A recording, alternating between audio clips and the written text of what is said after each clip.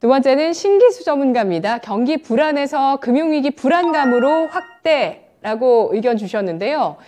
네, 이달 들어서 최근에 FOMC 이후에 계속해서 여러 가지 위기감들에 대한 이야기가 나오죠. 그 가운데서 금융위기를 거론하시네요. 어떤 내용일까요?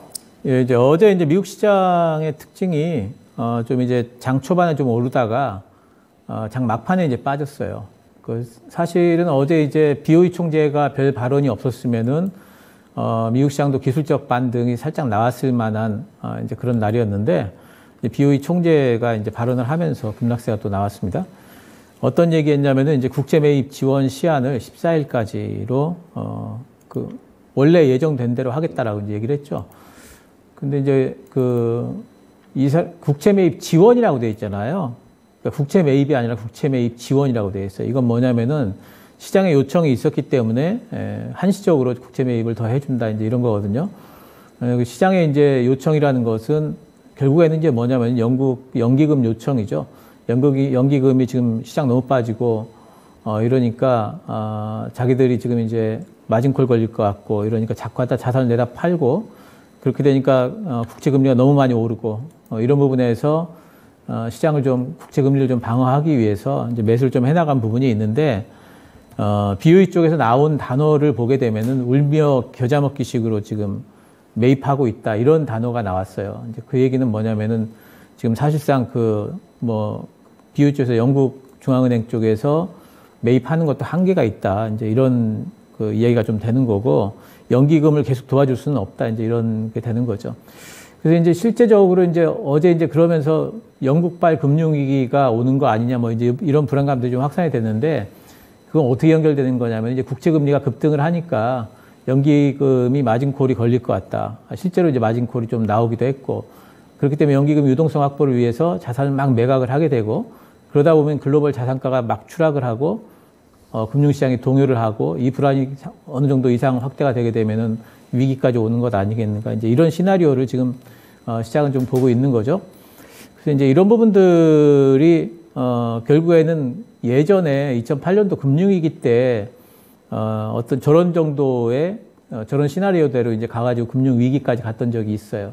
이제 그런 부분들을 생각을 하면 시장이 상당히 좀 동요한 부분들이 좀 있습니다. 근데 아직까지는 좀 이제 불안감으로 봐야 되겠죠. 저게 정말로 현실화 될 것인가에 대해서는 가능성이 그렇게 크지는 않은 것 같아요. 그래서 불안감 정도긴 하지만 제가 보는 포인트는 이제 뭐냐면은 인플레이션 불안에서 경기 불안으로 갔어요. 그리고 경기 불안에서 지금 금융위기 불안까지 갔습니다.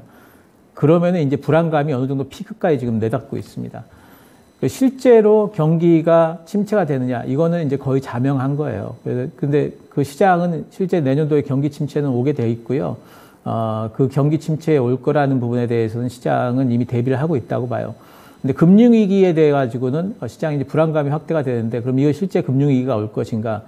금융위기까지 가지는 않을 걸로 보고 있고, 시장도 아마 그 정도까지 생각은 안 하고 있을 겁니다. 단지 이제 중요한 건 뭐냐면, 금융위기 불안감까지 지금 불안감이 치솟고 있다는 이 부분이 조금 긍정적으로 보인다는 부분이에요. 뭐냐면 불안감의 피크를 지금 향해 달려가고 있다. 불안감의 정점이라는 것은 시장의 하락의 정점일 수가 있기 때문에 이런 부분들이 오히려 조금 긍정적인, 실제 금융위기가 오지만 않는다면은 오히려 이제 긍정적인 부분이 조금은 있다, 좀 이렇게 보이고, 이런 얘기가 나오는 게 보게 되면 시장이 이제는 정말 빠질 만큼 빠졌나?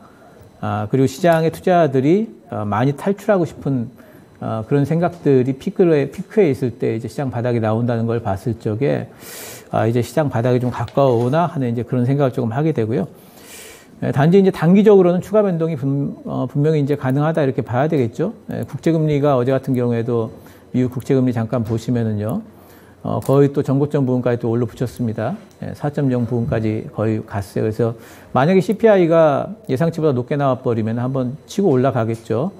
그리고 달러 같은 경우에도 보시게 되면 달러도 이제 전고점까지 또 이제 올려붙인 부분이 있습니다. 그래서 이런 부분에 대한 이제 추가적인 변동성은 가능하겠다, 이렇게는 보이지만 어쨌든 많이 빠지긴 빠진 것 같다라는 생각은 좀 들어요.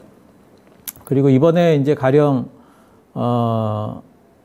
지금 이제 여전히 CPI 경기감이 있으면서 시장이 움직이고 있는데 지금 그 S&P 500을 보시면은 이 분홍색 선이 이게 천일선입니다. 이 S&P 500이 분홍색 선을 깨고 천일선 밑으로 내려온 거는요.